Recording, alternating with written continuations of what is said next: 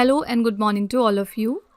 आशा करती हूँ आप सब बिल्कुल ठीक होंगे और आप सभी का स्वागत है हमारे channel current affairs by Ravi पे। तो ये है हमारी डेली करंट अफेयर्स की क्लासेस।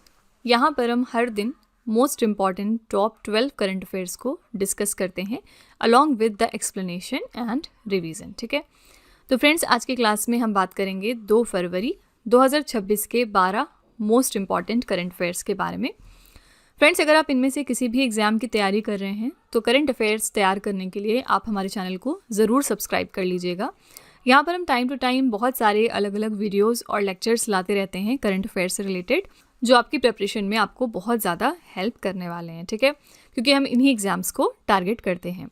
और अगर आप पहली बार हमारे चैनल को विजिट कर रहे हैं तो आप यहाँ पर स्टूडेंट्स का फीडबैक देख सकते हैं कि बहुत सारे बच्चों का ट्रस्ट रहा है हमारा चैनल, और कम से कम आप 10 दिन का ट्रायल हमें देकर ज़रूर देखिएगा कि किस तरह से आपका जो करंट अफेयर्स पर ग्रिप है वो मजबूत होता जाएगा, और इसमें जो आपका स्कोर आ रहा होगा मॉक टेस्ट और एग्जाम्स में वो भी डेफिनेटली इम्प्रूव होगा। ठीक है, तो फ्रेंड्स चलिए फिर अपनी क्लास स्टार्ट कर लेते हैं। सबसे पहले हम करते हैं क्विक रिवीजन, यानी कि हमने एक दिन पहले जो टॉप 12 करंट अफेयर्स किए होते हैं उनको यहाँ हम दोबारा से 1 लाइनर फॉर्मेट में रिवाइज़ करते हैं। ये बेसिकली हमारे सैटरडे के क्वेश्चंस हैं, क्योंकि संडे के दिन जो है वो हमारा रिवीजन डे होता है, उसमें हम पूरे हफ्ते को रिवाइज करते हैं एक गो में। ठीक है, तो ये जो क्वेश्चंस हैं ये आपको सैटरडे वाले लेक्चर में मिल जाएंगे, वहाँ पर आप इनको डिटेल में देख सकते हैं। तो हमने पहला क्वेश्चन किया था उस दिन, चाय बागान श्रमिकों के लिए मुख्यमंत्री एती कोली दूती पात योजना किस राज्य ने शुरू की थी? तो असम राज्य की ये स्कीम थी। नेक्स्ट था, भारत ने किस राज्य के लिविंग रूट ब्रिज को यूनेस्को की वर्ष 2026 और 27 विश्व धरोहर सूची के लिए नामांकित किया है? तो ये कहाँ पर लोकेटेड है? मेघालय में। नेक्स्ट है, किस राज्य ने 2026 को कृषि वर्ष घोषित कर दिया है? तो मध्य प्रदेश ने, और इसके लिए हमने थीम रखी है समृद्ध किसान समृद्ध राज्य। इस टैगलाइन के साथ इसको मनाया जा रहा है। ठीक है, नेक्स्ट है, जनवरी 2026 में प्रधानमंत्री मोदी जी ने पीएम स्वनिधि क्रेडिट कार्ड कहाँ से लॉन्च किए हैं? तो केरला के तिरुवनंतपुरम से ये लॉन्च हो गए हैं। अगला है, आर्थिक सर्वेक्षण 2025 और 26 के अनुसार वित्त वर्ष 2026 के लिए अनुमानित वास्तविक जीडीपी वृद्धि दर कितनी है? तो ये है 7.4%। नेक्स्ट है, जनवरी 2026 में जेसी डेनियल पुरस्कार 2024 से किसे सम्मानित किया गया है? तो शारदा जी को। अगला है, जनवरी 2026 में गल्फ फूड 2026 किस शहर में आयोजित हुआ है, जिसमें भारत ने पहली बार पार्टनर कंट्री यानी साझेदार देश के रूप में भाग लिया था? तो ये इवेंट हुआ था दुबई में। नेक्स्ट है, किस राज्य ने भारत की पहली flat rolled products aluminium unit का उद्घाटन किया है? तो उड़ीसा में इसका उद्घाटन हो गया है। नेक्स्ट है, किस राज्य ने भारत का पहला मेनोपॉज क्लिनिक लॉन्च कर दिया है? तो ये लॉन्च हुआ है महाराष्ट्र में। क्वेश्चन नंबर 10 था, प्रधानमंत्री मोदी जी ने 27 से 30 जनवरी 2026 तक आयोजित इंडिया एनर्जी वीक के चौथे संस्करण का वर्चुअल उद्घाटन कहाँ से किया था? तो इसका उद्घाटन वर्चुअल तरीके से गोवा से हुआ था।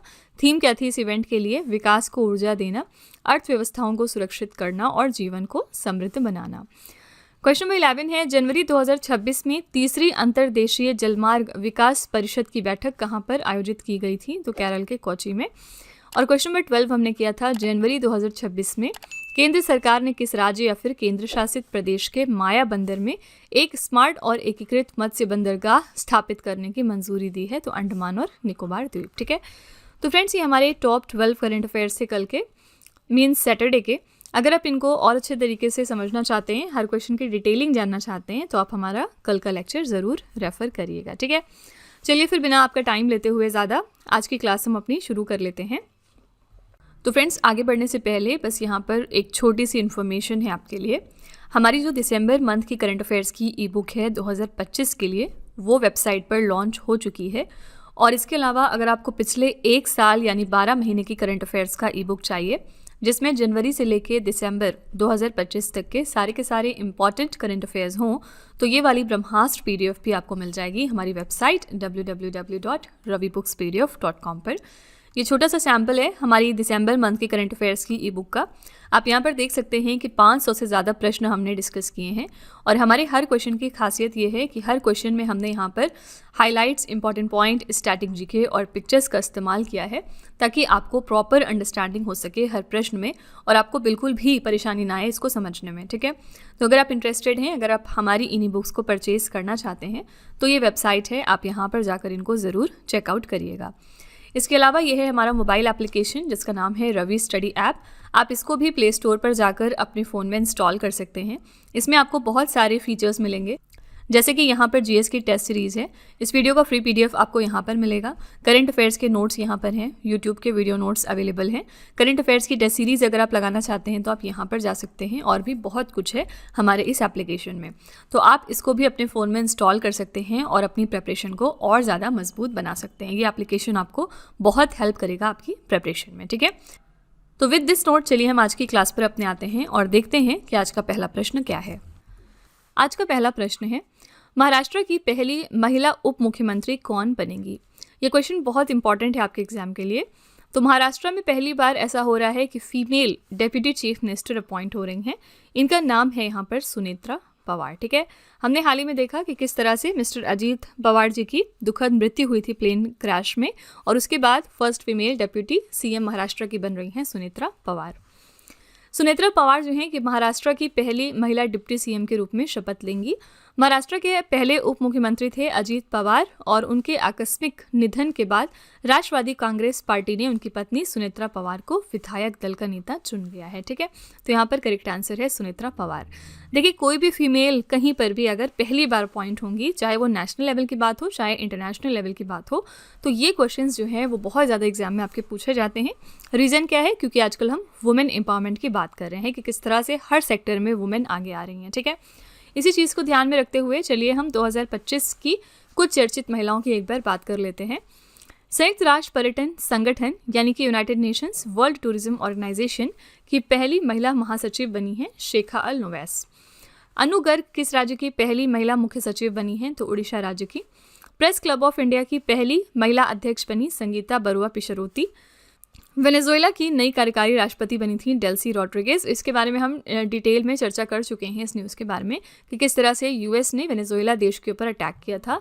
यहाँ की जो कैपिटल थी कराकास, उसको बहुत ज़्यादा हिट किया था, जिसके बाद यहाँ पर जो प्रेसिडेंट थे उनको बंदी बना दिया था यूएस ने, और एज अ रिजल्ट यहाँ पर वाइस प्रेसिडेंट बनी कार्यकारी राष्ट्रपति जो कि हैं डेल्सी रॉड्रिगेज। मेघालय उच्च न्यायालय की पहली महिला मुख्य न्यायाधीश बन गई हैं न्यायमूर्ति रेवती मोहिती डेरे। सीनियर भारतीय महिला फुटबॉल टीम की नई मुख्य कोच बन गई हैं एमेलिया वाल्व्रेडे। सीआरपीएफ मार्चिंग टुकड़ी का नेतृत्व करने वाली पहली महिला अधिकारी बन गई हैं सिमरन बाला। मेटा की नई अध्यक्ष और उपाध्यक्ष बन गई हैं दीना पॉवेल मैककॉर्मिक। साउथ पोल पर पहुंचने वाली सबसे कम उम्र की भारतीय महिला बनी है Kamya Karthikeyan. Badminton world federation athletes commission की नई अध्यक्ष बन गई हैं पीवी सिंधु। स्वीडिश एकेडमी की नई स्थायी सचिव बन गई हैं इंग्रिड कार्लबर्ग। भारतीय सैन्य अकादमी से ग्रेजुएट होने वाली पहली महिला अधिकारी बनी साई जाधव। रेलवे सुरक्षा बल की पहली महिला महानिदेशक बन गई हैं सोनाली मिश्रा। यूक्रेन देश की नई प्रधानमंत्री बनी यूलिया स्विरिडेंको। अंतरिक्ष में जाने वाली पहली व्हीलचेयर उपयोगकर्ता बनी मिजी बेंटहॉस, और पहली महिला विधि सचिव के रूप में नियुक्त किया गया है अंजू राठी राणा जी को, ठीक है। तो फ्रेंड्स, ये आपकी 2025 की मोस्ट फेमस वुमेन हैं जो बहुत ज़्यादा न्यूज़ में थी। तो इनका जो है स्क्रीनशॉट ले लीजिएगा और इनको 2-3 बार पढ़ेंगे तो ऑटोमेटिकली ये याद हो जाएगा, ठीक है। क्वेश्चन नंबर 2 है, नुम्बुए के कॉस्ट ऑफ लिविंग इंडेक्स 2026 में किस शहर ने शीर्ष स्थान प्राप्त किया है? तो नुम्बियो की कॉस्ट ऑफ लिविंग इंडेक्स जो है वो रिलीज हो गई है। ये एक रिपोर्ट आती है इनके द्वारा, और इसमें जो है कौन सी सिटी है जिसको टॉप मोस्ट पोजीशन पर इन्होंने रखा है? आंसर है सी ऑप्शन, ज्यूरिख, ठीक है। ज्यूरिख कहाँ पर है? स्विट्जरलैंड में लोकेटेड एक शहर है। तो कॉस्ट ऑफ लिविंग इंडेक्स 4 लोगों के परिवार के औसत खर्चों को मापता है, जिसमें भोजन, परिवहन, उपयोगिताएं और किराया शामिल होता है। इस इंडेक्स के अनुसार भारतीय शहर मुंबई का रैंक था 445, गुरुग्राम 450 पर था, इंदौर 477 पर, भोपाल 472 पर और पटना 471 पर, ठीक है।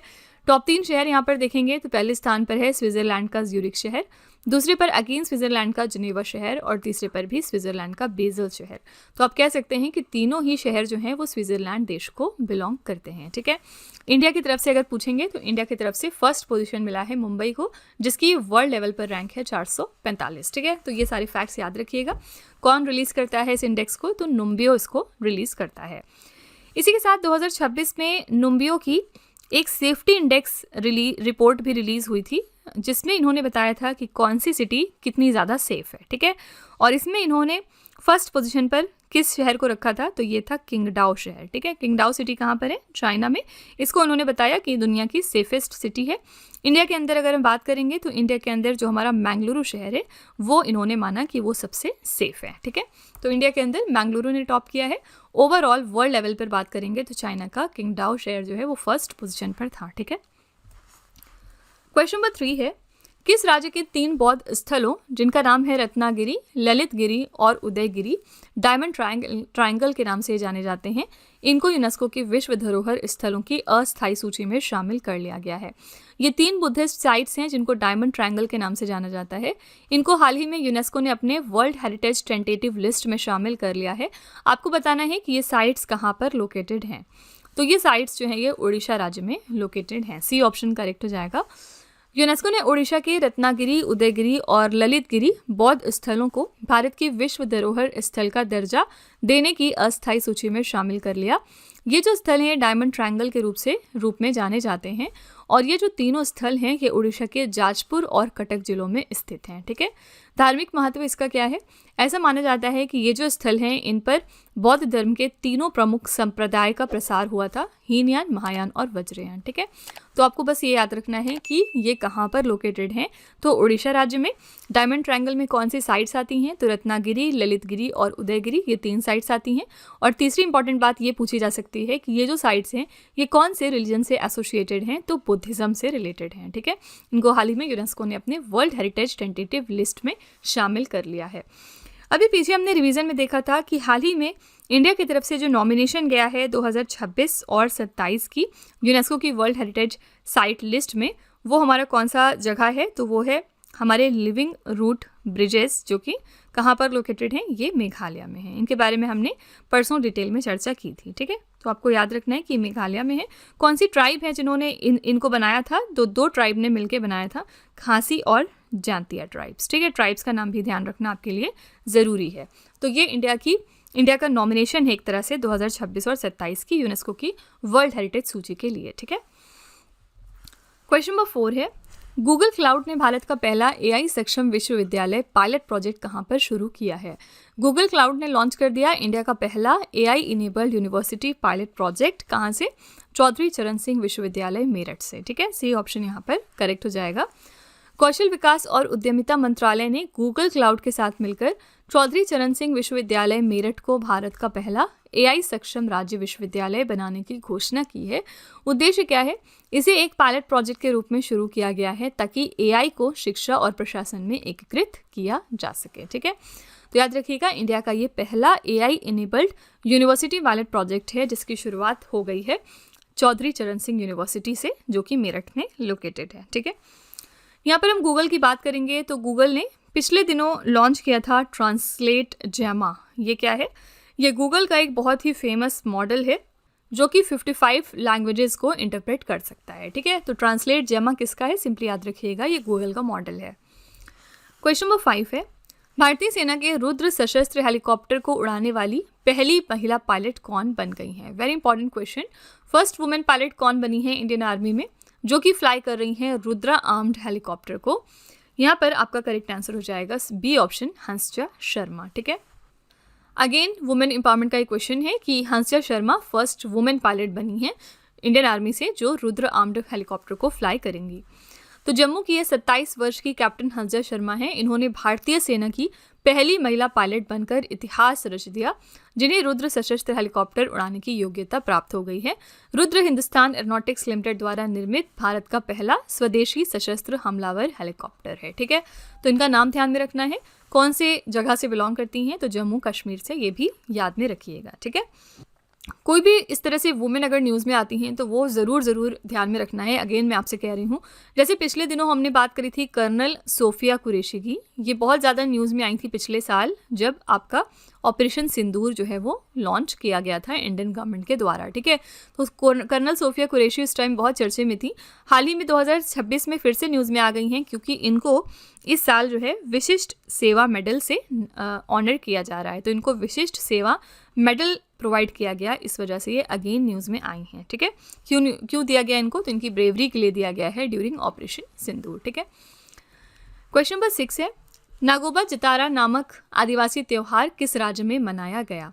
नागोबा जतरा एक तरह का ट्राइबल फेस्टिवल होता है और ये तेलंगाना राज्य में मनाया गया। ए ऑप्शन करेक्ट है। नागोबा जतारा तेलंगाना के आदिलाबाद जिले के केसलापुर गांव में मिसराम कबीले द्वारा आयोजित एक प्रमुख 10 दिन का आदिवासी उत्सव है, जिसको यहाँ की गोंड जनजाति मनाती है। ये समक्का सरलम्मा जत्रा के बाद भारत का दूसरा सबसे बड़ा आदिवासी उत्सव है, जो कोबरा देवता नागोबा को समर्पित होता है। ठीक है, समक्का सरलम्मा फेस्टिवल भी याद रखिएगा तेलंगाना राज्य में ही मनाया जाता है। ठीक है, तो ये फेस्टिवल हाल ही में तेलंगाना में मनाया गया। तेलंगाना में एक और फेमस फेस्टिवल मनाया जाता है जिसका नाम है बथुकम्मा। ये एक तरह का फूलों का त्यौहार होता है और यहाँ पे तेलंगाना में इसको बहुत ही धूमधाम से मनाते हैं। साथ ही आंध्र प्रदेश में भी कुछ हिस्सों में मनाया जाता है, लेकिन क्योंकि यहाँ ज़्यादातर ये तेलंगाना में मनाते हैं, तेलंगाना का ये त्यौहार माना जाता है। ठीक है, क्वेश्चन नंबर 7 है, किस महारत्न कंपनी को लगातार तीसरी बार ग्रेट प्लेस टू वर्क प्रमाणन प्राप्त हुआ है?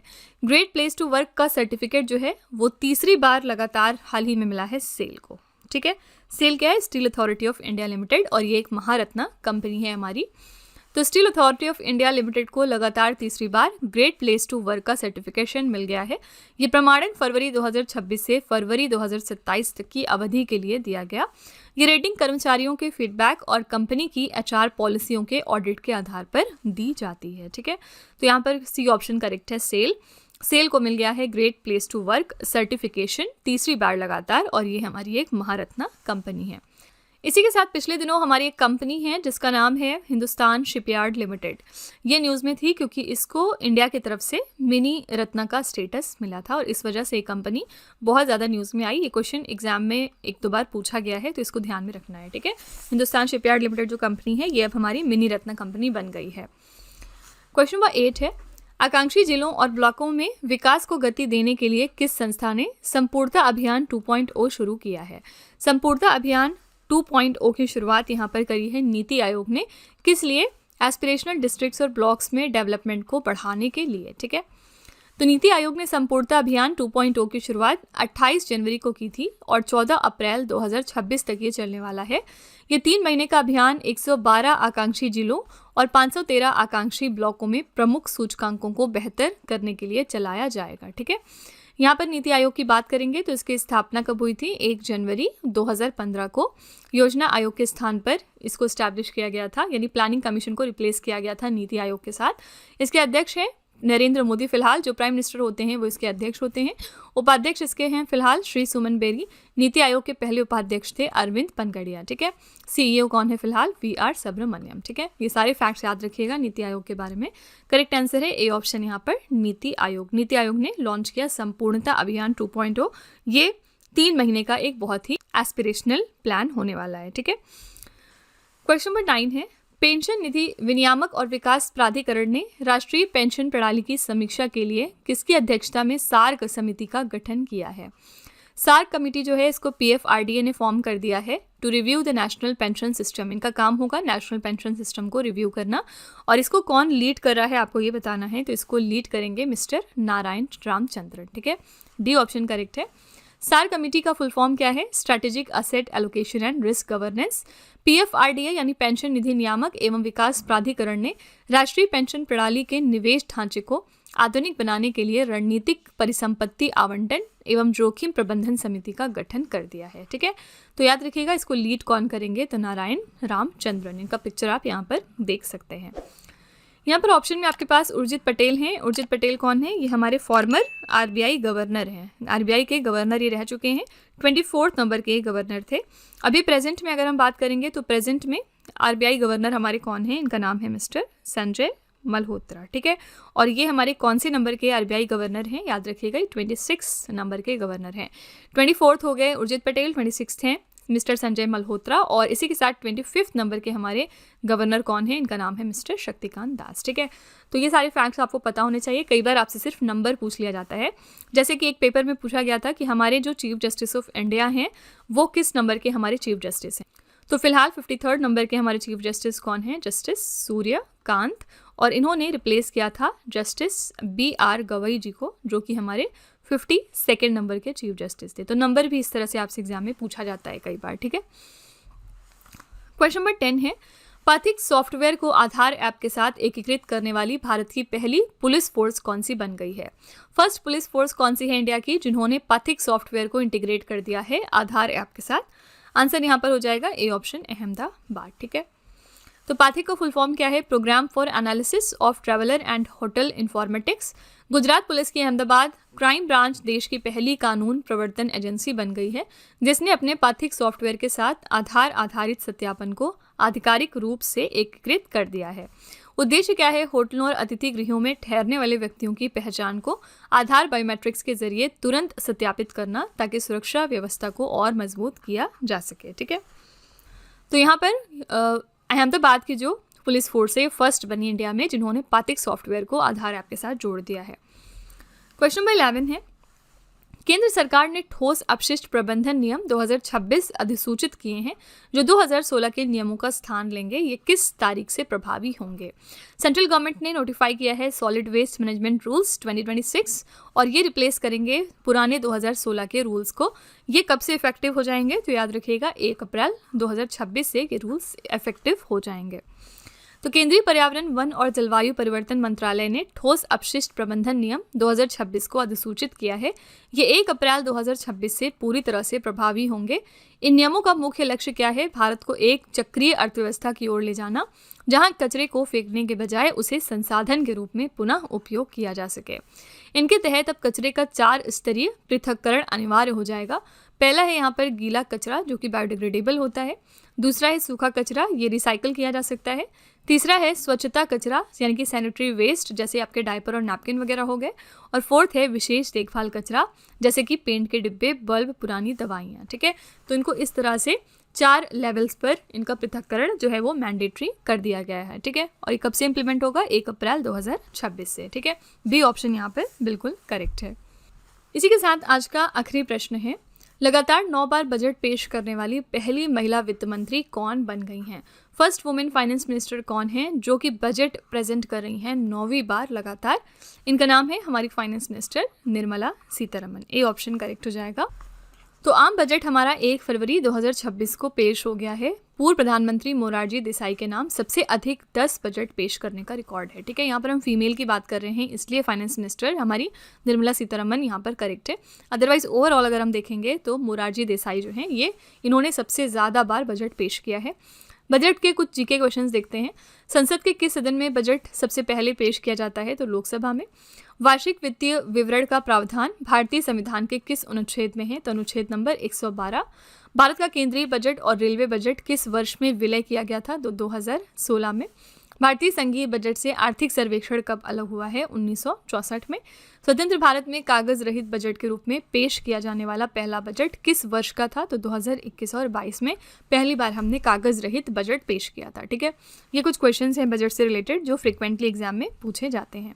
तो यहाँ पर करेक्ट आंसर हो जाएगा निर्मला सीतारमन। इन्होंने 9 बार लगातार बजट पेश किया। इसी के साथ ये ऐसे करने वाली फर्स्ट वुमेन फाइनेंस मिनिस्टर बन गई हैं। तो फ्रेंड्स, ये थे हमारे आज के most important top 12 current affairs. हमने इनको कवर कर लिया है with detailed explanation and revision. चलिए आपके टेस्ट पर अब चलते हैं। लास्ट में हम आपके लिए 3 क्वेश्चन का एक छोटा सा टेस्ट रखते हैं जो इसी वीडियो में से होता है। आज का पहला प्रश्न है, महाराष्ट्र की पहली महिला उप मुख्यमंत्री कौन बनेंगी?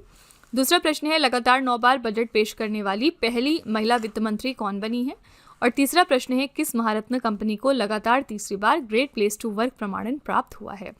तो फ्रेंड्स, ये 3 क्वेश्चंस आपके लिए हैं एज अ होमवर्क। इनका जवाब आपको कमेंट में जाके लिखना है। और इसी के साथ हमारी क्लास यहाँ पर एंड होती है। आई रियली होप कि आपको ये हमारी क्लास पसंद आई होगी। आप अपना फीडबैक कमेंट में ज़रूर लिखिएगा कि ये क्लासेस कैसी लगी आपको।